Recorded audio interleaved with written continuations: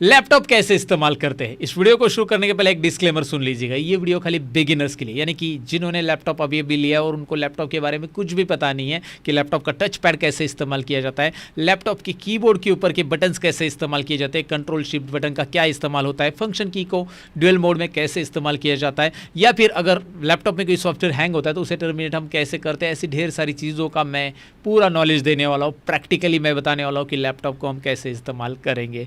जी हाँ, ये बिगिनर्स के लिए है। अगर आप पहले से लैपटॉप इस्तेमाल करना चाहते हो तो ये वीडियो आपके लिए नहीं है। सीधी बात, आपका टाइम मैं वेस्ट नहीं करना चाहता हूँ, राइट। अगर जिनको पता नहीं है कि वे लैपटॉप कैसे इस्तेमाल करते तो वही ये वीडियो देखिए, और अगर आपको पता है तो आप उन लोगों के साथ शेयर करें जिनको बिल्कुल भी पता नहीं लैपटॉप के बारे में। तो चलिए, मैं सतीश कंप्लीट टेक्नोलॉजी चैनल पे आप सबका स्वागत करता हूँ। Let's begin. तो चलिए दोस्तों, यहाँ पे मैं 2 लैपटॉप ले चुका आपको डेमो दिखाने के लिए कि भाई लैपटॉप को कैसे इस्तेमाल किया जाता है। एकदम स्टार्टिंग से मैं बताने वाला हूँ। एक मैंने नोटबुक साइज का लैपटॉप लिया है, ये Asus VivoBook है, और दूसरा मैंने लिया है डेल का एक 15 इंच का लैपटॉप, बड़ा लैपटॉप मैंने यहाँ पे लिया है। यहाँ पे मैं दोनों भी लैपटॉप के ऊपर जो कीज आती है, कैसे टच पैड यूज किया जाता है बताने वाला हूँ। तो चलिए, सबसे पहले मैं आपको लैपटॉप ओपन करना बताऊंगा, क्योंकि बहुत सारे लोगों को ओपन करना पता नहीं होता है। आप बोलोगे यार इसमें कौन सी बड़ी बात है, बस पकड़ो और ओपन करो। नहीं, कॉर्नर पे पकड़ के कभी ओपन नहीं करना है, याद रखो। क्योंकि जब आप कॉर्नर पे पकड़ के ओपन करोगे तो होगा क्या, मैं बताता हूँ। मैं बीच में यहाँ पे पकड़ूंगा और इस तरह से ओपन करूंगा। लैपटॉप इस तरह से ओपन किया जाता है, क्योंकि यहाँ पे जो लॉक होते हैं ना, ओवर द पीरियड अगर आप कॉर्नर पे पकड़ के ओपन करते हो तो यहाँ पे लॉक लूज हो जाते हैं। कई कई लैपटॉप पे अलग अलग, अभी ये तो पूरा स्ट्रिप आ चुका है लॉक का, ये ठीक है। आप कॉर्नर पे पकड़ोगे तो यहाँ पे ज़्यादातर ये ओपन होता ही नहीं, और बहुत टफ जाता है ओपन करने के लिए। आप देखोगे तो इस साइड प्रेशर पड़ता है, इस साइड नहीं। तो इस साइड के लॉक जो होते हैं लूज हो जाते हैं यहाँ पे।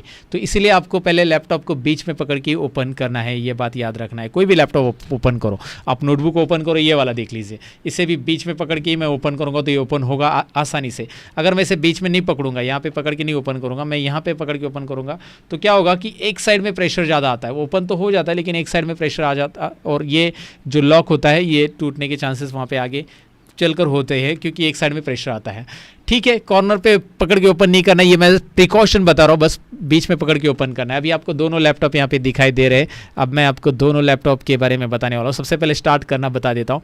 स्टार्ट करने के लिए यहाँ पे स्टार्ट बटन रहता है। कई लैपटॉप में अलग अलग जगह पे पावर की रहती है, तो इसका पावर बटन यहाँ पे आपको दिखाई दे रहा है। मैं क्लोज का कैमरा करके बता देता हूँ। इसका पावर बटन आपको यहाँ पे दिखाई दे रहा है। मैं इसे स्टार्ट करता हूँ, जैसे मैं एक बार इसे प्रेस करता हूँ तो यहाँ पे ये डेल कंपनी का इसका लोगो आ रहा है, ये लोडिंग हो रहा है विंडोज़। ओके, यहाँ पे भी ये दिखाई दे रहा है। इसका पावर बटन यहाँ पे आपको दिखाई दे रहा है इस वाले Asus वाले लैपटॉप में। तो मैं इसे यहाँ से प्रेस करूँगा तो यहाँ पे एक लाइट भी दिखाई दे रही है। इस केस में यहाँ पे एलईडी नहीं है लेकिन इसमें है, तो ये Asus स्टार्ट हो रहा है।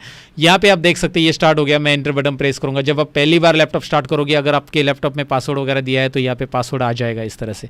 तो आपको यहाँ पे पासवर्ड डाल देना है। जैसे मैं यहाँ पे पासवर्ड डाल देता हूँ फटाफट अभी, तो यहाँ पे मैंने पासवर्ड डाल दिया। अब ये नोटबुक में और इसमें क्या फ़र्क है आपको दिखाई दे रहा है। इसका स्क्रीन का साइज़ देखिए, ये लगभग 15 इंच यहाँ पे आपको दिखाई दे रहा है, मतलब 15.6 इंच है। यहाँ से यहाँ देखोगे तो ये 15.6 इंच जो लार्ज साइज़ में आपको ये मिलता है 15.6 इंच का लैपटॉप में, और इसकी साइज़ 14 इंच है। यहाँ पे अगर आप देखोगे तो ये 14 इंच का लैपटॉप है।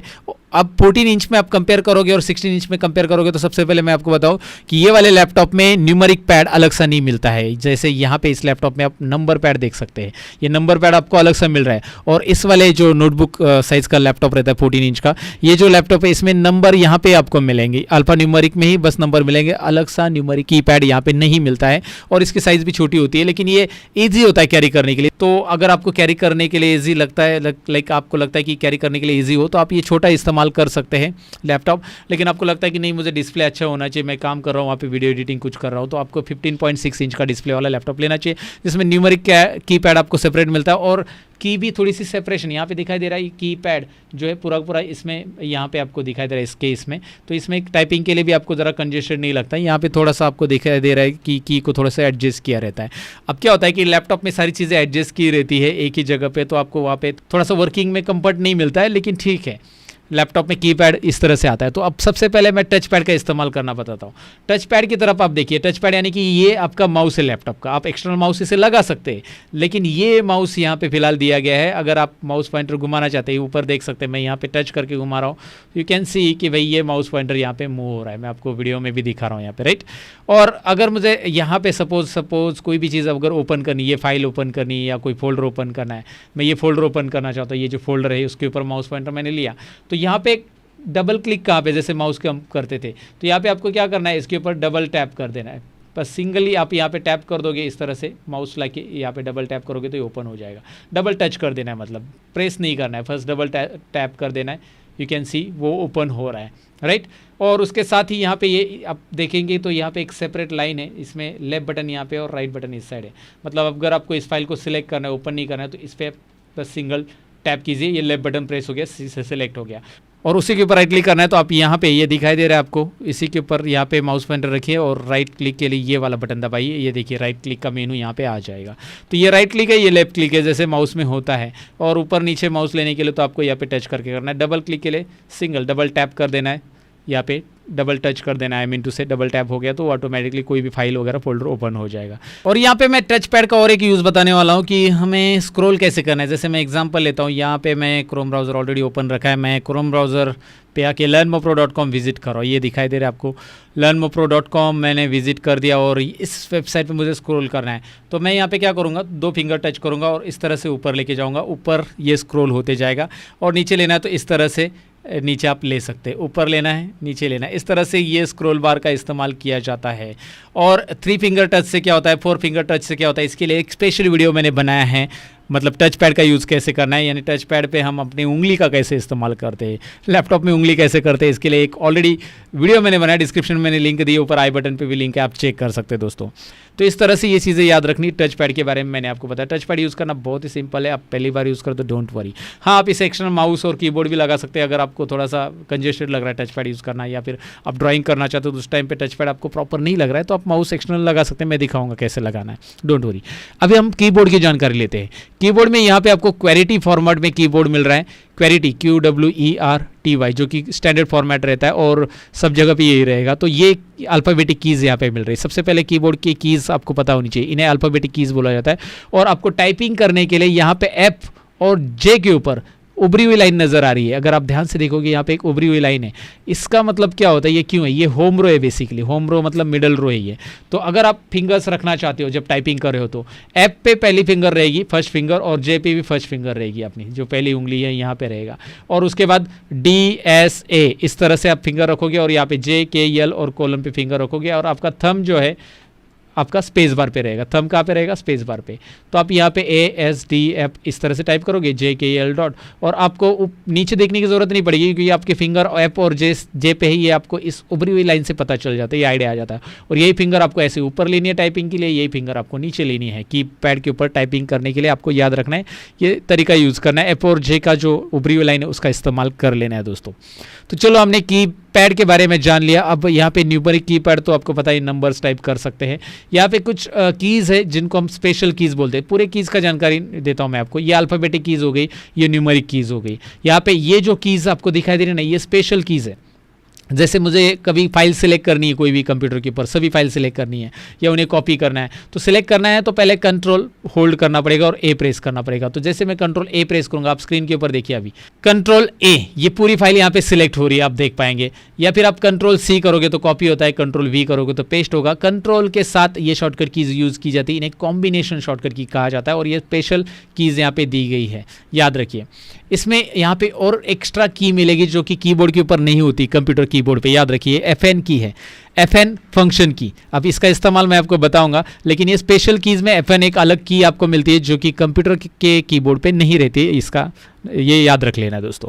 अब यहाँ पे आप देखोगे एरो कीज़ है। अगर आपको पेज पे ऊपर नीचे करना है, कोई पेज आपने ओपन किया है, कोई इंटरनेट ब्राउज़र ओपन किया है, उसमें कोई फाइल, मतलब आप कोई वेबसाइट सर्च करो, उसमें ऊपर नीचे जाना है तो आप इससे जा सकते हैं। ऊपर नीचे जाने के लिए, लेफ्ट राइट जाने के लिए आपको एरो कीज़ का इस्तेमाल करना है। इसे नेविगेशन कीज़ भी बोला जाता है। यहाँ पे अब यहाँ पे बढ़ते हैं, अल्फ़ा न्यूमेरिक कीज़ यहाँ पे है। ये अल्फ़ा न्यूमेरिक कीज़ इन्हें बोला जाता है। इसमें नंबर भी है। नंबर तो आपको यहाँ पे भी मिल रहे हैं कीबोर्ड में, कीपैड में, न्यूमेरिक की पैड पे, लेकिन यहाँ पे आपको फिर से नंबर मिल रहा है और एक्सक्लेमेटरी $# ये मिल रहा है। अगर मुझे यहाँ पे एक्सक्लेमेटरी साइन टाइप करना है या $, कुछ भी टाइप करना है, सपोज मैं आपको एग्जांपल ही दिखा देता हूँ ना। मैं यहाँ पे एक नोटपैड सॉफ्टवेयर स्टार्ट कर रहा हूँ। देखिए, नोटपैड सॉफ्टवेयर मैंने स्टार्ट किया, मैं आपको दिखा रहा हूँ कैसे स्टार्ट करना है, ये भी बता देता हूँ। तो आपको सबसे पहले माउस पॉइंटर लेके सर्च बॉक्स पे टैप कर देना है और सर्च बॉक्स में यहाँ पे आपको टाइप करना है नोटपैड। जैसे आप नोटपैड टाइप करोगे, ये आपको स्क्रीन पे दिखाई दे रहा है, नोटपैड आ चुका है, राइट।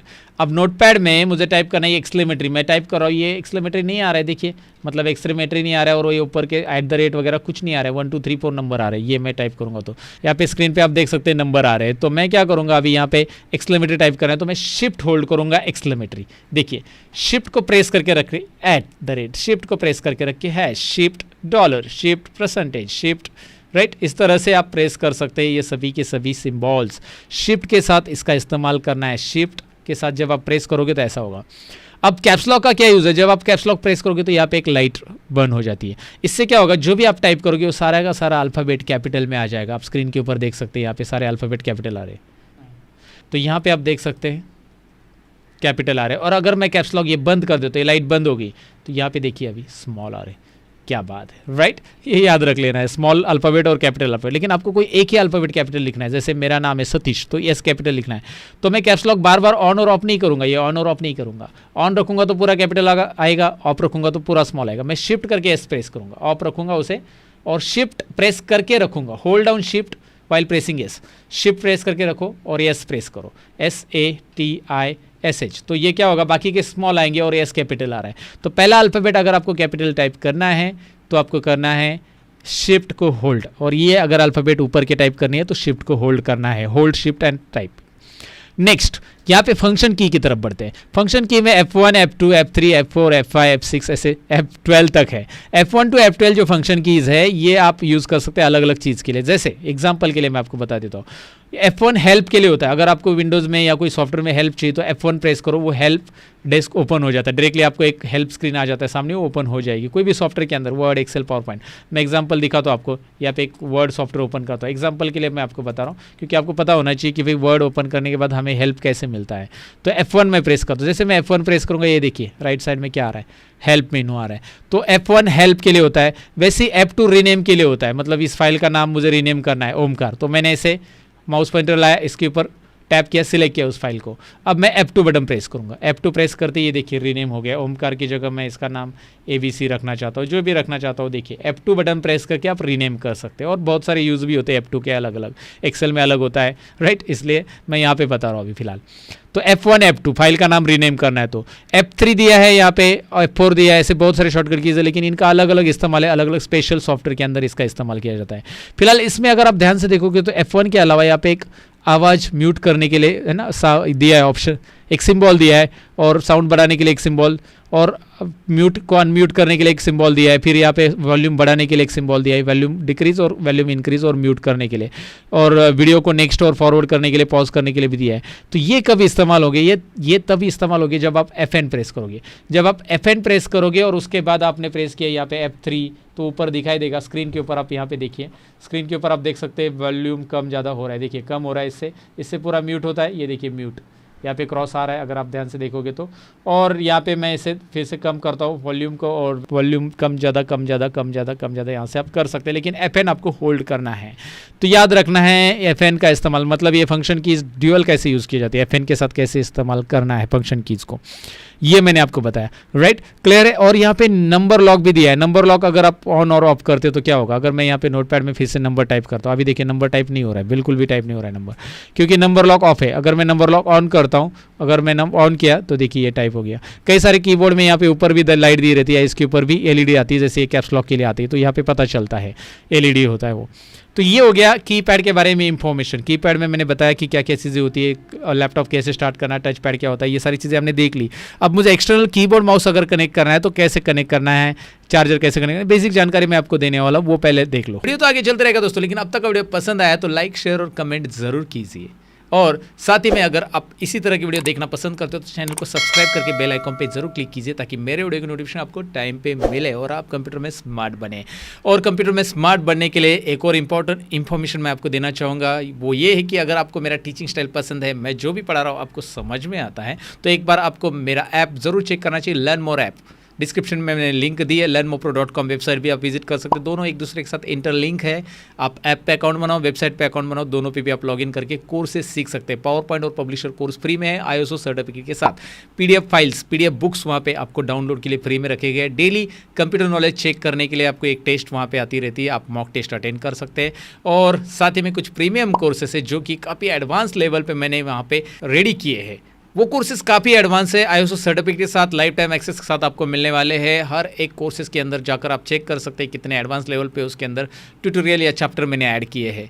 तो अगर आप इंटरेस्टेड हो तो एक बार ऐप को ज़रूर चेक कीजिए। और कोई भी क्वेरी है तो ऐप के ऊपर कस्टमर सपोर्ट या कॉन्टैक्ट नंबर हमने रखा है आपके लिए, तो वो भी आप वहाँ पे कॉल कर सकते हैं हमें बिंदास। दोस्तों फिलहाल तो अपने टॉपिक की तरफ बढ़ते। तो चलिए दोस्तों, यहाँ पे अभी मैंने कीबोर्ड माउस रखा है, आप देख सकते हैं कीबोर्ड माउस यहाँ पे रखा है और ये USB कीबोर्ड माउस मुझे लगाना है, तो आप वैसे कनेक्ट कर सकते हैं, इसमें कोई प्रॉब्लम नहीं है। आपको बस यहाँ पे लैपटॉप के इस साइड में आना है, यहाँ पे देखना है USB पोर्ट दिए गए हैं। इसमें आप क्या करोगे, आपका USB कीबोर्ड माउस यहाँ पे लगाओगे। USB कीबोर्ड माउस आपको इस तरह से कनेक्ट कर देना है, जिसके जरिए आप डायरेक्टली एक्सटर्नल कीबोर्ड कनेक्ट करके भी काम कर सकते हैं अगर आपका इंटरनल कीबोर्ड काम नहीं कर रहा है।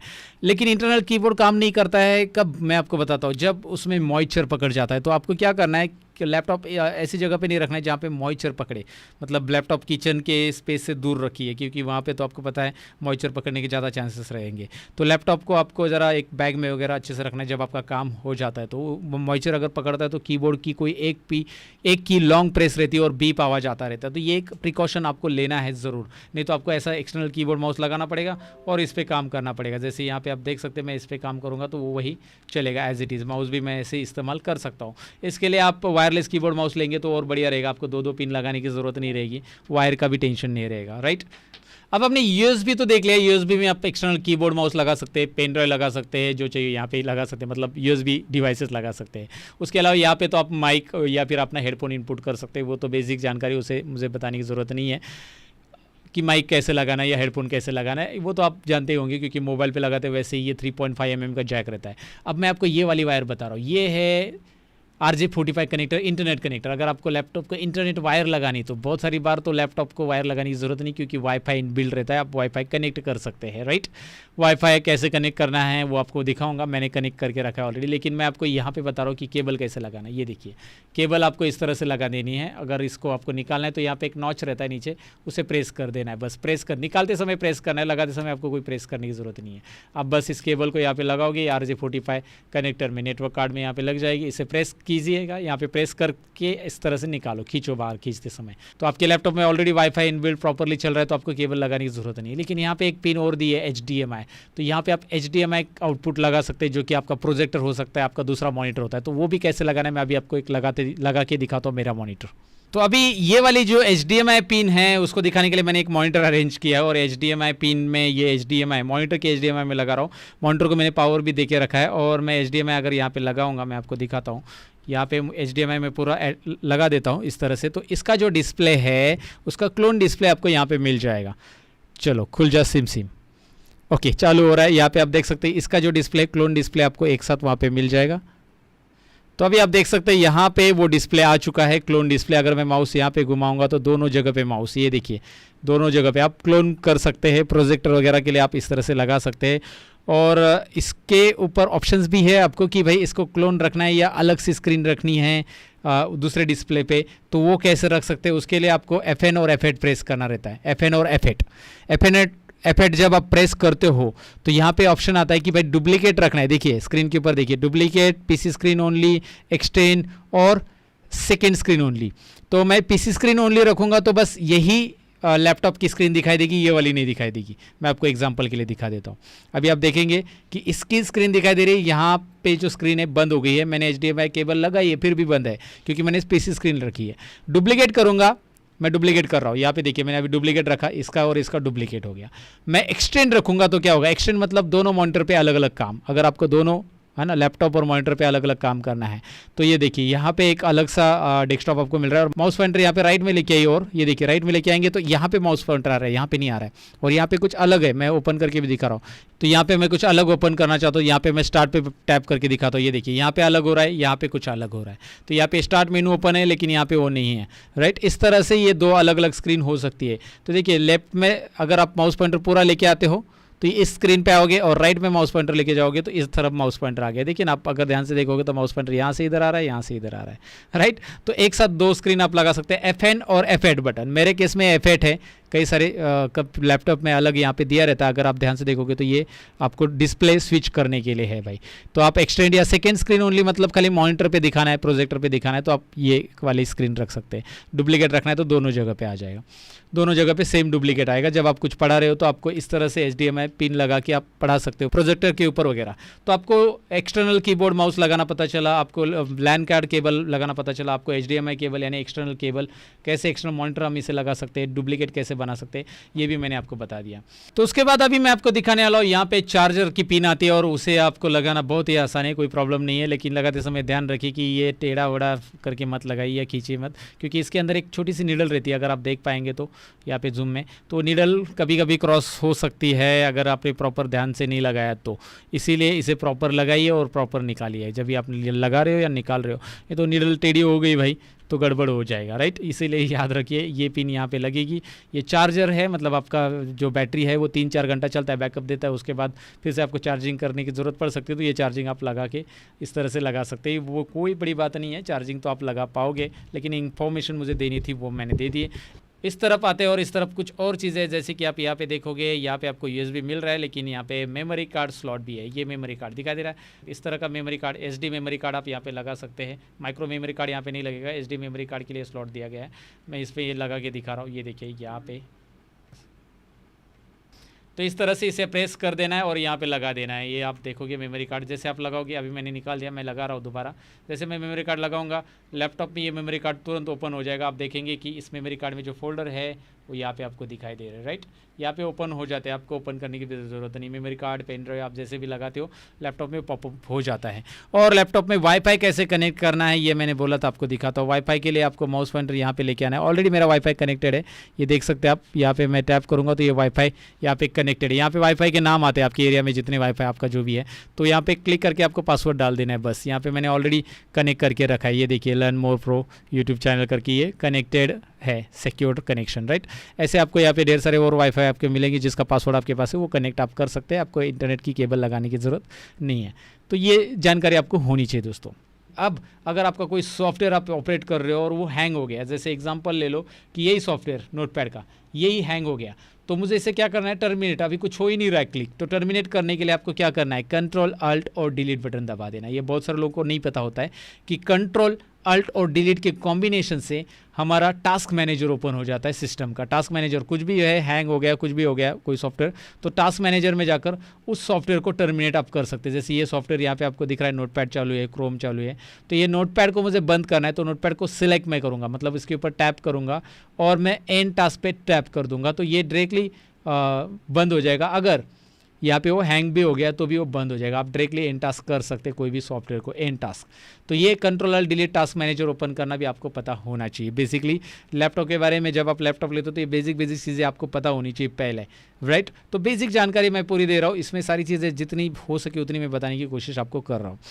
नेक्स्ट, अगर आप लैपटॉप में कोई फाइल डिलीट करना चाहते हो तो आप बेशक डिलीट कर सकते हैं, लेकिन उससे आप डिलीट करोगे तो वो रिसाइकल बिन में टेम्पररी बेसिस पे जाती है। मतलब जैसे ये न्यू डॉक्यूमेंट टेक्स्ट दिखाई दे रहा है, न्यू टेक्स्ट डॉक्यूमेंट है, तो ये वाली फाइल मैं डिलीट करना चाहता हूँ तो मैं इसे सिलेक्ट करूँगा, मतलब एक टैप करूँगा और डिलीट बटन कीबोर्ड पे प्रेस करूँगा, ये डिलीट हो गई यहाँ से। लेकिन आप उसे दोबारा ले सकते हैं रिसाइकल बिन से। ये रिसाइकल बिन ओपन करना है आपको, और रिसाइकल बिन में आपको यहाँ पर मिलेगा ये रहा न्यू टेक्स्ट डॉक्यूमेंट, ये रहा न्यू टेक्स्ट डॉक्यूमेंट को सिलेक्ट करना है आपको यहाँ पे। और सिलेक्ट करने के बाद ऊपर ऑप्शन देख सकते हैं आप, रिस्टोर द सिलेक्टेड आइटम्स, ये वाला रिस्टोर द सिलेक्टेड आइटम पे टैप कीजिए, काम हो जाएगा आपका दोस्तों। ये फाइल दोबारा यहाँ पे आ जाएगी, ये देखिए। तो इस तरह से डिलीटेड फाइल को भी आप रिपीट ले सकते हैं। और ऐसी ढेर सारी चीज़ें हैं दोस्तों, बस लैपटॉप की मैंने बेसिक जानकारी आपको यहाँ पे दी है। मैंने एक computer fundamental course already design किया है कंप्यूटर को फंडामेंटल लेवल पे सीखने के लिए, लैपटॉप को फंडामेंटल लेवल पे सीखने के लिए, तो आप उसे ज़रूर ज्वाइन कर सकते हैं। मेरे पोर्टल पे learnmorepro.com नाम है मेरे वेबसाइट का, या फिर लर्न मोर ऐप को डाउनलोड कर सकते हैं, दोनों एक दूसरे के साथ लिंक है। है डिस्क्रिप्शन में मैंने लिंक दे दी है इस वेबसाइट और ऐप की।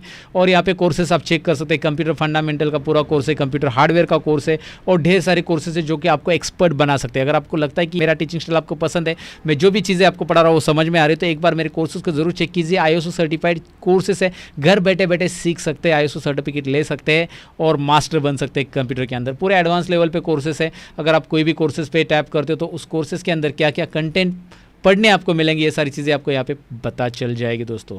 तो दोस्तों ये थी लैपटॉप की बेसिक जानकारी। और अगर आपको ये वीडियो पसंद आए तो लाइक शेयर और कमेंट जरूर कीजिएगा। साथ ही में हमारे जितने भी चैनल है उनकी लिंक डिस्क्रिप्शन में दिए, जरूर चेक करना है। और कंप्यूटर में एक्सपर्ट बनना है तो हमारे और वीडियोज़ आप देख सकते हैं, चैनल के ऊपर अवेलेबल है। और हमारे लर्न मोर ऐप और learnmorepro.com वेबसाइट को जरूर विजिट कीजिएगा। बस इतना ही कहूँगा इस वीडियो में। मिलते हैं अगली वीडियो के अंदर, तब तक के लिए अपना ख्याल रखिएगा। Bye bye.